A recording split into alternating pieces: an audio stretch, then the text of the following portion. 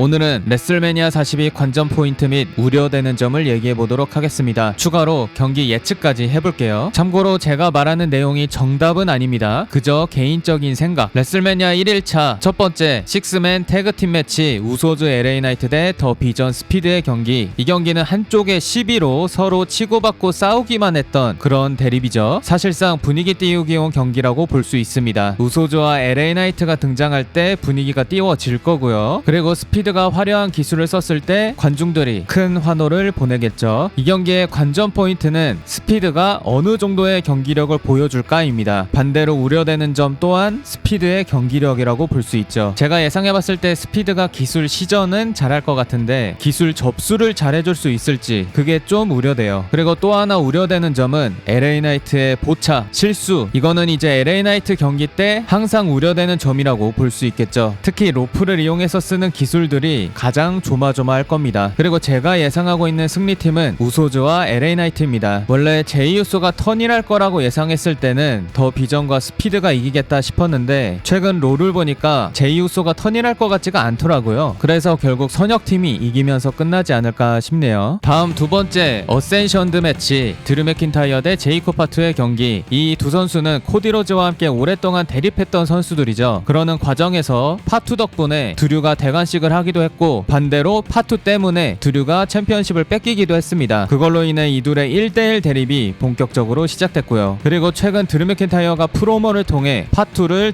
전과자이자 나쁜 아버지라고 얘기하면서 아이들까지 언급을 하는 바람에 갈등이 더 격상됐죠. 해서 이 경기의 관전 포인트는 지금 서로의 감정이 최악까지 간 상태이기 때문에 언센션드 경기까지 하는 거잖아요. 그래서 과격한 장면들이 많이 나오지 않을까. 반대로 우려되는 점은 이런 과격한 경기로 부상이 나올까봐 우려가 됩니다. 드류도 부상을 당하면 안 되지만 특히 파투가 부상을 당하면 안 되는 이유는 사실상 이 둘의 대립은 드류 맥킨타이어가 파투를 띄워주기 위한 대립인데 이 최종 경기에서 파투가 이기고 부상을 당해버린다면 드류의 희생과 패배가 의미가 없어지게 되거든요. 그래서 이 경기는 아주 재밌겠지만 한편으로는 둘의 부상이 나오지 않기를 바라야 되는 그런 경기라고 볼 수 있습니다. 그리고 제가 예상하고 있는 승자는 다 티가 났지만 제이코 파투입니다. 그리고 세 번째 위미스 태그팀 챔피언십 페이탈 4A 매치 나이아 잭스 래쉬 레전드가 챔피언이죠. 그 도전자 팀으로 샬럿 플레어, 알렉사 블리스, 베일리, 라이라 발키리아 그리고 벨라 트윈스까지. 근데 지금 니키 벨라 부상 때문에 벨라 트윈스가 나오지 못할 수도 있다는 얘기가 있습니다. 이 대지는 변동이 있을 수도 있어요. 해서 이 경기의 관전 포인트는 솔직히 없어요. 그동안 그냥 치고받고 싸우기만 하고 누군가의 목표를 위해 막 달렸던 대립은 아니기 때문에 다시 말해 감동적인 서사가 있는 것도 아니고 많은 팬들이 꼭 이겼으면 하는 선수가 있는 것도 아닙니다. 그래도 경기력이 좋은 선수들이 몇몇 있어서 화려한 장면들이 종종 나올 것으로 예상됩니다. 반대로 우려되는 점은 벨라 트윈스가 참가했을 때 그들의 경기력입니다. 근데 만약 경기에서 제외된다면 딱히 우려되는 점은 없어요. 뭐 여기에 벨라 트윈스 대신 가부키 워리어즈가 들어간다 해도 경기력 측면에서 딱히 우려되는 점은 없습니다. 그리고 제가 예상하고 있는 승리팀은 베일리와 라이라 발키리아입니다. 작년 레슬매니아 41에서 베키린치 복귀 그림을 위해 베일리가 희생한 적이 있잖아요. 그거에 대한 보상을 이번에 주지 않을까. 다음 네 번째 위미스 인터컨티넨탈 챔피언십 AJ 리 대 베키린치. 이 둘은 앞서 두 번이나 붙어봐서 이번이 3차전이죠. 그래서 앞서 했던 경기들과 크게 다르지 않을 거라고 생각합니다. 그리고 이 경기의 관전 포인트도 딱히 없어요. 앞서 말씀드린 대로 세 번째 보는 그림이라 특별한 장면을 기대하기는 힘들 것 같습니다. 반대로 우려되는 점은 AJ 리의 경기력입니다. AJ 리가 복귀하고 나서 경기들을 보면 기술 시전 전에 타이밍을 잡는 시간이 다른 선수들에 비해 살짝 텀이 있어요. 그래서 그게 좀 경기 몰입도를 떨어뜨리더라고요. 그래서 저는 AJ 리의 경기력이 우려가 됩니다. 레슬매니아급의 경기력은 기대하면 안 될 것 같아요. 그리고 제가 예상하고 있는 승자는 베키린치입니다. 다음 다섯 번째 세솔로니스와 군토의 싱글 매치. 이 경기는 급조된 대립이라 결과가 어떻게 나올지만 기다리면 되는 그런 경기이지 않나. 관전 포인트는 과연 브론 브레이커가 난입할 것인가. 반대로 우려되는 점은 경기 내용입니다. 군터는 사실상 기존에 했던 대로 단순 기술들을 반복하면서 경기 운영을 할 것이고요. 세솔로니스는 부상이 완벽하게 낫지 않은 상태라 이들의 재밌는 경기 내용을 기대하기는 힘들 것 같습니다. 그리고 제가 예상하고 있는 승자는 군터입니다. 저는 경기 막판에 포레이먼이 나와서 브론 브레이커를 불러내서 브론 브레이커가 세솔로니스를 방해하는 그리고 군터가 승리하는 그런 엔딩을 예상하고 있습니다. 지난번에 포레이먼 사이먼이 군터에게 빚진 게 있기 때문에 이 경기에서 그걸 보답하지 않을까. 여섯 번째, 위미스 월드 챔피언십 스테파니 바크르 대 리브 모건. 2026 로얄럼블 우승자 리브 모건이 WWE 위미스 챔피언십과 위미스 월드 챔피언십 중 위미스 월드 챔피언십을 선택하면서 본격적으로 시작된 대립이죠. 이 둘의 대립 과정은 살벌하긴 했는데 막 흥미진진하게 볼만한 빌드업은 아니었습니다. 이 경기의 관전 포인트는 리브 모건이 최근 뮤직비디오를 공개했죠. 그래서 리브 모건이 최근 발매한 음악으로 등장할 것인가, 그리고 대관식까지 성공할 것인가. 반대로 우려되는 점은 저는 딱히 없더라고요. 그리고 마지막 1일차 메인 이벤트 통합 WWE 챔피언십 코디 로즈 대 랜디 오튼. 이 둘의 대립은 랜디 오튼이 2026 엘리미네이션 챔버에서 우승하면서 도전권을 얻어냈고, 공교롭게도 챔버에서 최종으로 꺾은 건 코디 로즈였습니다. 왜냐면 코디 로즈가 그때 드류에게 챔피언십을 뺏겼기 때문에. 근데 결국 다시 되찾아왔죠. 그러면서 이 둘의 레슬매니아 경기가 만들어진 건데, 계약식에서 랜디 오튼이 악역 전환을 하면서 갈등이 고조됐습니다. 그리고 랜디 오튼이 파트너로 팬 메가피를 데리고 다니는 상황이고, 팬 메가피는 WWE를 품고 있는 TKO와 매우 밀접한 관계에 있는 인물입니다. 그리고 코디 로즈를 지원해줄 인물은 젤리롤입니다. 지금 그렇게 가고 있어요. 사실 이 둘의 대립 빌드업을 보고 아쉬워하는 팬들이 많은데, 그 이유가 랜디 오튼이랑 코디 로즈는 서사가 아주 깊은 선수들이거든요. 거기다가 랜디 오튼은 3대째 레슬러 집안이고 코디 로즈는 2대째 레슬러 집안입니다. 레슬링 혈통이라는 거죠. 그래서 이 둘의 서사만 가지고도 충분히 이 둘의 대립을 재밌게 만들 수 있는데, 여기에 팬 메가피와 젤리롤이 껴있는 겁니다. 그래서 관전 포인트가 뭐냐? 첫 번째, 랜디 오튼은 15회 메인 챔피언 기록을 세울 수 있을 것인가? 두 번째, 팬 메가피 외에 랜디 오튼을 지원해줄 새로운 인물이 나올 것인가? 반대로 우려되는 점은 관전 포인트가 모두 안 나왔을 때, 그게 제일 우려가 됩니다. 만약 특별한 상황이 벌어지지 않고 무난하게 코디 로즈가 이긴다면 팬들의 후폭풍은 엄청날 것이고, WWE가 지금 겪고 있는 위기는 계속 될 거라고 생각합니다. 그래서 제가 예상하고 있는 승자는 랜디 오튼입니다. 반드시 그래야 돼. 다음 레슬매니아 2일차는 다음 영상에서